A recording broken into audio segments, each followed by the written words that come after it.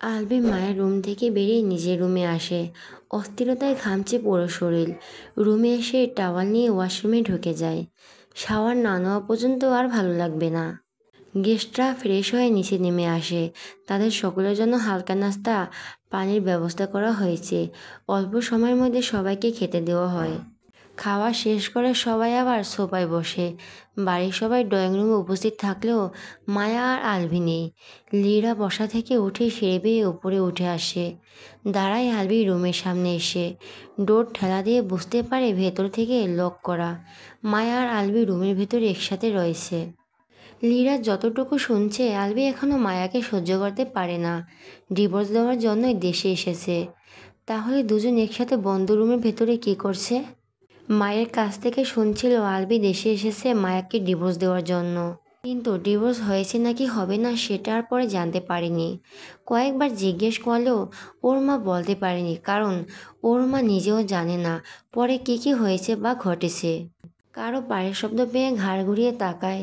মায়া করিডোরে দিয়ে হেঁটে এগিয়ে আসছে সিঁড়ির দিকে। মায়া লীরাকে আলবি রুমের সামনে দেখেও পাত্তা না দিয়ে সিঁড়ি বেয়ে নিচে নেমে যায়। লীরা বুঝতে পারে আলবি রুমের ভেতরে একাই আছে। ডোর নক করে কয়েকবার, ভেতর থেকে কোনো সাড়া শব্দ আসে না। আবার নক করার জন্য হাত উঁচু করতেই ডোর খুলে দেয় আলবি। সামনে লীরাকে দেখে কপাল ভরে কুঁচকে যায়। এই মেয়ে এখানে কেন? একা একা রুমের ভেতর কি করছো? বউ তো কথা শুনছে না, তাই একা একাই শুয়ে আছি। মানে? কিছু না, কিসের জন্য এসেছো সেটা বলো। তোমার সাথে গল্প করতে এলাম। নিচে গিয়ে সকলের সাথে গল্প করো। আমি এখন বের হব। কোথায় যাবে? ঘুরতে? আমিও যাব তাহলে। ঢাকা শহর তো সেভাবে কখনো ঘোরা দেখা হয়নি আমার। আমার ফিরতে অনেক লেট হয়ে যাবে। অন্য কোনো দিন সকলকে নিয়ে ঘুরতে যাব। তুমি এখন নিচে যাও, বলে লীরার মুখের উপর ডোর বন্ধ করে দেয়। লীরা হাঁ করে বন্ধ ডোরের দিকে তাকিয়ে রইল। এভাবে অপমান করলো? ঘণ্টাখানেক পর রেডি হয়ে রুম থেকে বেরিয়ে আসে আলবি। ড্রয়িং রুমে আসতেই সকলের সাথে দেখা হয়, কিন্তু মায়াকে দেখতে পেল না। মনে মনে একটু খুশি হয়, যাক ওর কথা শুনেছে তাহলে। কিন্তু নাইম কোথায়? ওই বদ ছিল তো নেই এখানে। ধক করে ওঠে আলবির বুকের ভেতর। আহারে, ওর বউ কোথায় গেল? মাহিদ নিজের রুম থেকে বেরিয়ে আসে। সাজ্জাদ বলে, এভাবে তৈরি হয়ে কোথায় যাচ্ছ তোমরা দুজন? বাইরে যাবে একটু। আমিও যাব তাহলে। সাজ্জাদের ছোট ভাই সাদাত বলে, আমিও যাব তোমাদের সাথে। এই সুযোগে আলবি বলে, তাহলে নাইমকেও নিয়ে যাই। নাইম কোথায়? নাইম সিঁড়ি বেয়ে নামতে নামতে বলে, এই যে আমি, কোথাও যাওয়ার কথা হচ্ছে। সাজ্জাদ বলে, কোথায় ছিলে এতক্ষণ? অফিসে। আলবি বলে, অফিস কোথায় পেলে বাড়িতে? সাদাত বলে, এই অফিস সেই অফিস না বুড়ো। এই অফিসে গিয়ে সবাই নিজেকে হালকা করে। সাদাতের কথা আলবির বুঝতে একটু সময় লাগে। আচ্ছা চলো সবাই। সোফায় বসে থাকা আলবির মামা বলে, যেখানেই যাও বেশি রাত করো না কেউ, দ্রুত ফিরে এসো। আচ্ছা। বাড়ি থেকে বেরিয়ে যায় পাঁচজন। শামসুন্নাহার বেগম মায়ার রুমে আসেন। মায়া তখন মাদ্রাসাকে নিয়ে খেলছিল নিজের রুমে। ওর বেশি মানুষজন ভালো লাগে না এখন, তাই নিজের রুমে একা একা বসে আছে। কী করছো মায়া? এই তো বসে আছি নানু, বসুন। উপরে উপরে হেসে কথা বললেও ভেতরে ভেতরে রাগ হয় মায়ার। এই বুড়িকে ওর দু চোখে সহ্য হয় না। শামসুন্নাহার বেগম বেডের উপর বসেন মায়ার পাশে। মান্তাসার সাথে একটু কথা বলে মায়ের দিকে তাকান। একা একা রুমে বসে আছো কেন? মান্তাসা নিচে থাকতে চাইছিল না, তাই ওকে নিয়ে এখানে বসে আছি। তা কি ভাবলে? কি ভাববো? তোমার আর আলবির সম্পর্ক নিয়ে। কি? ওর সাথে সংসার করবে নাকি অন্য ছেলেকে বিয়ে করবে? শুনলাম আলবি নাকি তোমাকে ডিভোর্স দিতে রাজি হচ্ছে না। কেন নানু, নাতিকে আবার বিয়ে করানোর জন্য মেয়ে রেখে রেখেছেন নাকি? শামসুন্নাহারের বেগমের মুখটা ছোট হয়ে যায়। মেয়েটা চ্যাটাং চ্যাটাং কথা শিখে গেছে এখন। মায়ার কিছু না বলে মান্তাসার দিকে তাকিয়ে রইল। এই বুড়ি কম কথা শোনায়নি ওকে এতদিন ধরে। যখনই এই বাড়িতে এসেছে নানান ছলে বলে কৌশলে কথা শুনিয়েছে। শামসুন্নাহার বেগম আরও কিছু হয়তো বলতেন, কিন্তু মায়ের শক্ত চোখ মুখ দেখে আর কিছু বললেন না। আলগোছে বসা থেকে উঠে রুম থেকে বেরিয়ে যান। মায়া ডোরের দিকে তাকিয়ে থাকে। এখনও কি আগে সে বোকা ভীতু মায়া নাকি, যে চুপচাপ সব শুনবে? কিন্তু কিছু বলবে না। যদি তাই ভেবে থাকে তাহলে ভুল ধারণা। এই মাইয়া আর চুপচাপ থাকবে না, নিজের উপর কারো অন্যায় আর মেনে নেবে না। একটা কথা শোনাতে আসলে 10টা কথা শুনতে হবে। ফুপ্পি, বলো বেবি। ছোট আব্বু যাব। কেন, আমার কাছে থাকলে কি হয়? চলো। না প্লিজ পপি, তুমি একা যাও, আমি যেতে পারবো না। কেন? কারণ তোমার ছোট আব্বু খুবই বাজে একজন মানুষ। না, ছোট আব্বু ভালো মানুষ, আমালে অনেক আদর করে। 2 দিন ধরে আসেনি, তার মধ্যে ছোট আব্বু অনেক ভালো মানুষ হয়ে গেল। উপর নিচ মাথা নাড়ায় মান্তাসা। চলো না, মায়া বিড়বিড় করে বলে। এই অসভ্য অভদ্র শয়তান বদলোকের সামনে যাব না আমি। এরপর আমার ধারে কাছে আসার চেষ্টাও করলে বাড়ি দিয়ে মাথা ফাটিয়ে দেব। একা একা কি বলছো তুমি? কিছু না, তুমি খেলো। না, ছোট আব্বুর কাছে যাব। মহা মুশকিল তো। ছোট আব্বুর মধ্যে কি আছে যে তার কাছে যেতে হবে? আসো দেখাচ্ছি। কি ছোট আব্বু? ওই অশুভ লোককে দেখতে চাই না আমি। মান্তাসা, শোনো না মায়ের কোনো কথা। ওর এখন আলবির কাছে যেতে ইচ্ছে করছে। সেই সকালে একটু কোলে নিয়েছিল, তারপর আর কোলে নেয়নি। এখন আলবির কাছে যাওয়ার জন্য মন ছুটে গেছে। মায়ের হাত টেনে ধরে করিডোরে এসে দাঁড়ায়। মায়া আর এক পাও আগায় না। মায়া এসে টেনে নিয়ে যেতে না পেরে ওকে ছেড়েই দৌড়ে এগিয়ে যায় আলবির রুমের দিকে। ডোর ধাক্কা দিতেই খুলে যায়। রুমের লাইট অফ করে জানালা দিয়ে আলো বাতাস আসছে। রুমে কেউ নেই। আর দৌড়ে মায়ের কাছে ফিরে আসে। ছোট আব্বু নেই তো, রুমে নেই। না, তাহলে বোধহয় নিচে সকলের সাথে রয়েছে। চলো। মায়া মান্তাসার হাত ধরে সিঁড়ি বেয়ে নিচে নেমে আসে। সোফায় আলবিকে মাহির ছাড়া আর কোনো যুবক ছেলেই নেই। বড়রা সবাই গল্পে মশগুল হয়ে গেছে। তোমার ছোট আব্বু বাইরে গেছে মনে হচ্ছে। তুমি তোমার আব্বুর কাছে যাও এখন। মান্তাসা গুটি গুটি পায়ে মাহিরের কাছে এগিয়ে যায়। মায়া রুমে ফিরে যাওয়ার জন্য ঘুরে দাঁড়াতে লিরা পেছন থেকে ডেকে ওঠে। ইচ্ছে না থাকা সত্ত্বেও দাঁড়ায় মায়া। লিরা মায়ের কাছে এগিয়ে আসে। চলো উপরে গিয়ে কথা বলি। মায়ার রুমে আসে দুজন। ওদের দুজনের পেছন পেছন আবার নাইমের ছোট বোন নাদিরা আসে। কেমন কাটছে তোমার দিনকাল? আলহামদুলিল্লাহ, খুব ভালো কাটছে। আপু, তোমার কেমন কাটছে? ভালো। তা কি ভাবলে? কোন বিষয়ে? তোমাদের দুজনের। আমি আর কে? বুঝেও না বোঝার ভান করছো নাকি?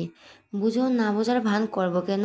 ক্লিয়ার করে বলো, না বললে বুঝবো কিভাবে? তোমার আর আলভির ডিভোর্স কবে হচ্ছে? নতুনভাবে খুঁজে রেখেছো নাকি আপু? মানে?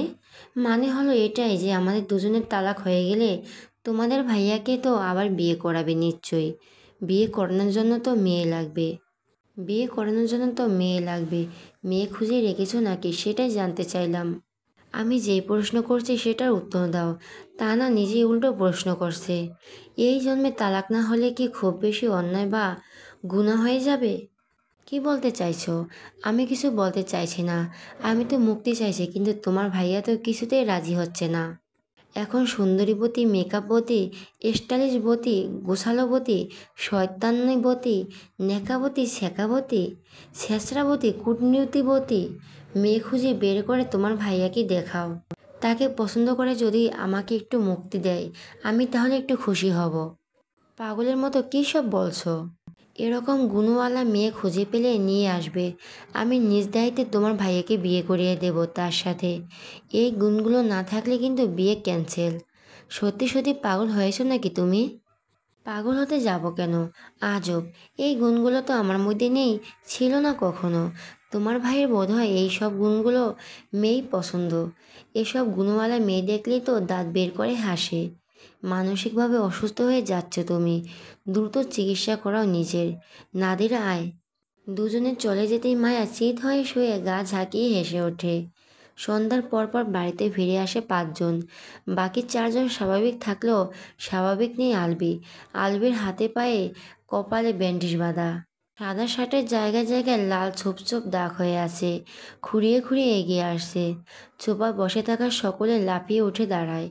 দ্রুত এগিয়ে আসে আলবির কাছে। ঐশী রহমান ছেলেকে ধরে উতলা হয়ে বলে, তোমার কি হয়েছে আলবি? এমন অবস্থায় কিভাবে হলো? কোথায় গিয়েছিলে? শান্ত হও আম্মু, সেরকম কিছু হয়নি। বাইক নিয়ে পড়ে গিয়েছিলাম, হাত পা ছিলে গেছে একটু একটু। কিভাবে বললে? টানাতে গিয়ে। সাদাত বলে, ভাইয়া বাইক চালাতে পারে না, 2 দিন শিখেছে, আজকে ভালোই চালাচ্ছিল। গিয়ার বাড়ির টান দিতে বাইক নিয়ে রাস্তায় চিৎপটাং হয়ে গিয়েছিল, আর এখন এই অবস্থা। আলবি বাইক চালাতে পারে না। কয়েকজনের অবাক গলার স্বর। আলবি বলে, বাইক চালাতে না পারাটা কি অনেক বড় পাপ? না মানে এত বড় হয়ে বাইক চালাতে পারো না, তাই আর কি। আগে কোনোদিন চালানি, তাহলে শিখবো কিভাবে? জার্মানিতে বাইক নেই। নাইমের ছোট ভাই বলে কথাগুলো।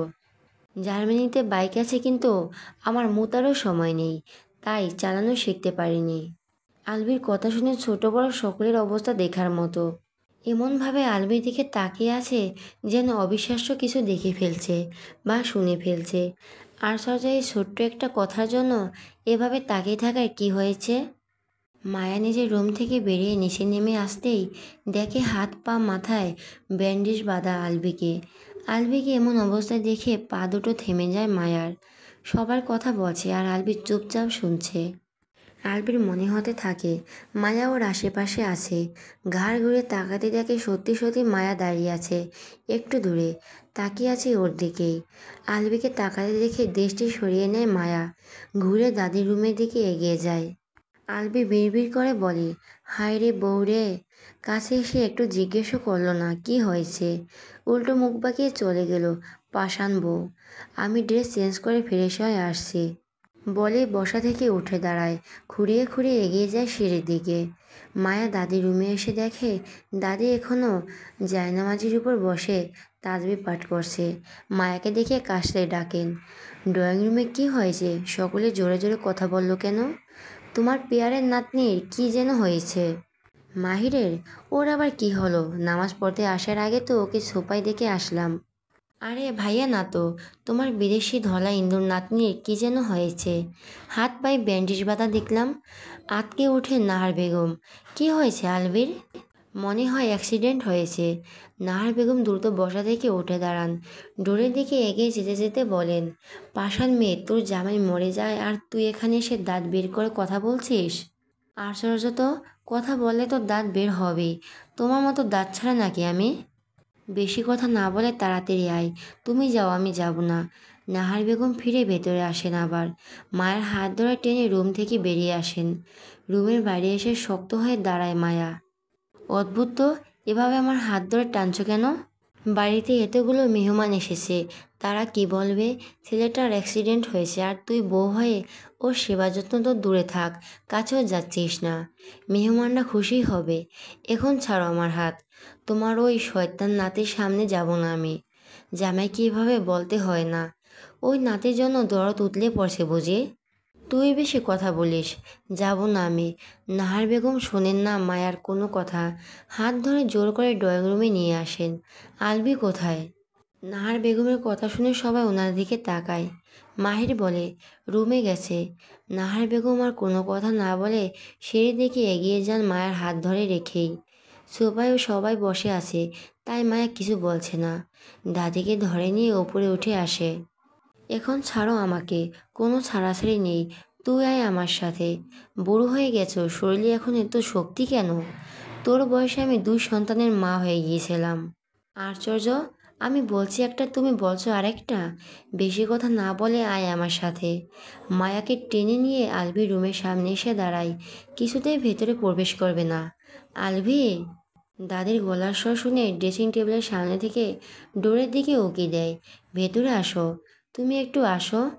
আলবি ড্রেসিং টেবিলের সামনে থেকে সরে আসে। দাদি নাতনিকে এক প্রকার কুস্তি করতে দেখে কয়েক সেকেন্ড চুপচাপ দাঁড়িয়ে থাকে।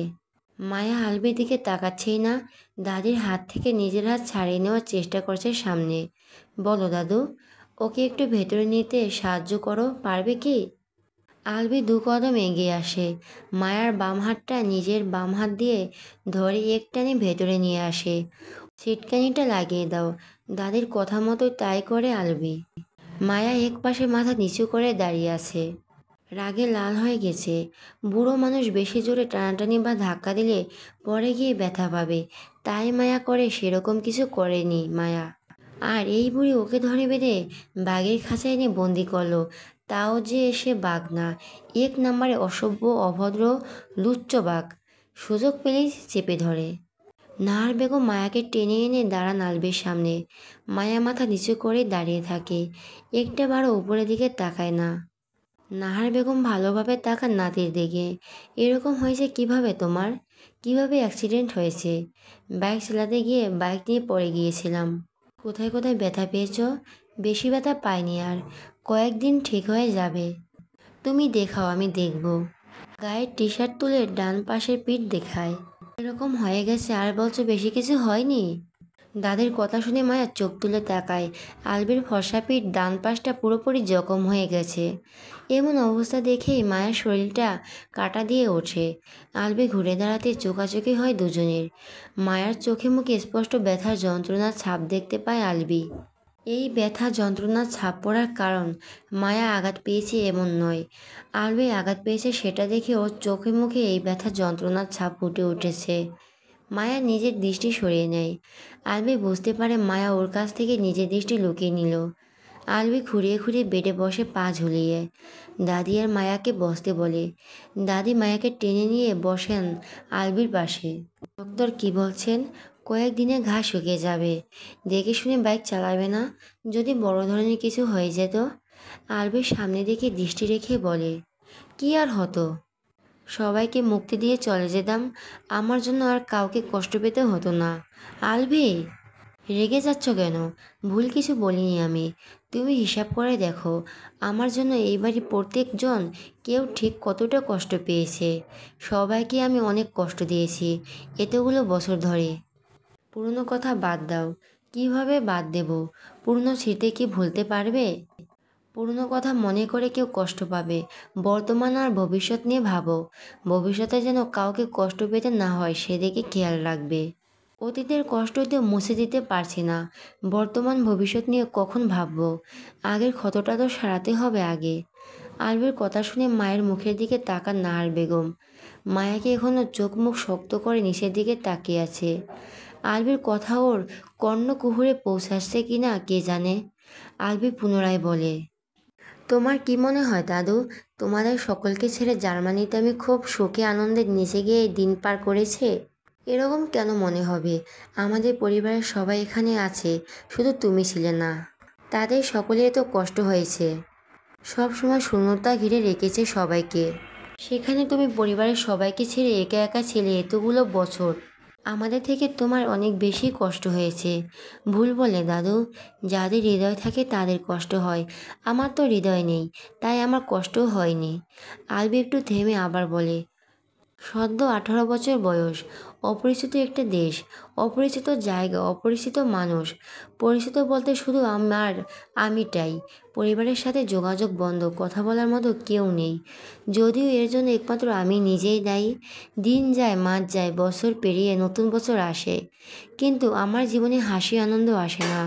এভাবে পড়াশোনা করতে করতে 60টা বছর পেরিয়ে যায়। রাগ যে তখনই আমার শরীরে প্রত্যেকটা শিরায় উপশিরায়। রাগী গম্ভীর বদমেজাজি খিটখিটে মেজাজ। কারোর সাথে কথা বলতে ইচ্ছে করতো না, মানে কেমন যেন হয়ে গিয়েছিলাম। সিদ্ধান্ত নিয়েই নিয়েছিলাম দেশে ফিরবই না। জব করার সিদ্ধান্ত নিয়েও আবার মত পাল্টে বিজনেস করার সিদ্ধান্ত নেই। আব্বুর কাছ থেকে টাকা নেই, শেয়ার বিজনেস শুরু করলাম। ব্যস্ত হলাম নতুনভাবে। সারাদিন কাজকর্ম ব্যস্ততা শেষে যখন ওই বাড়িটায় ফিরতাম দম বন্ধ হয়ে আসতো। ডাইনিং টেবিলে খাবার খেতে বসে প্রত্যেক লোকমা ভাতের সাথে এক ঢোক পানি গিলতে হয়েছে। পানি ছাড়া ভাত গলা থেকে নেমে পেটে যেতেই চাইতো না। এতটুকু বলে একটু থামে, তাকায় দাদির মুখে দিক। দাদির চোখ দুটো পানিতে টইটুম্বুর হয়ে আছে। আলবি মুচকি হেসে নিজের হাত দিয়ে দাদির চোখের পানি মুছিয়ে দেয়। এক হাতে জড়িয়ে ধরে দাদিকে। দাদিকে জড়িয়ে ধরার সময় মায়ার বাহুতে ছোঁয়া লাগে। মায়া একটু সরে যায়। আরও কিছু বলতে চাইলেও দাদির চোখে পানি দেখে আর বলে না আলবি। কি হয়েছে, চোখে পানি কেন? সবাইকে ছেড়ে থাকতে অনেক কষ্ট হয়েছে তাই না?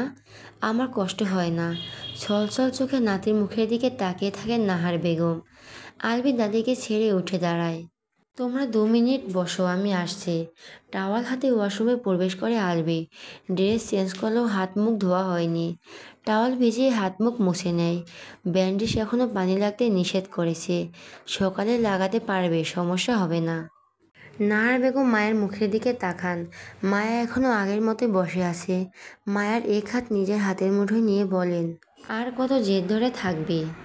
এবার অত্যন্ত সব রাগ যে চেড়ে ফেলে দে।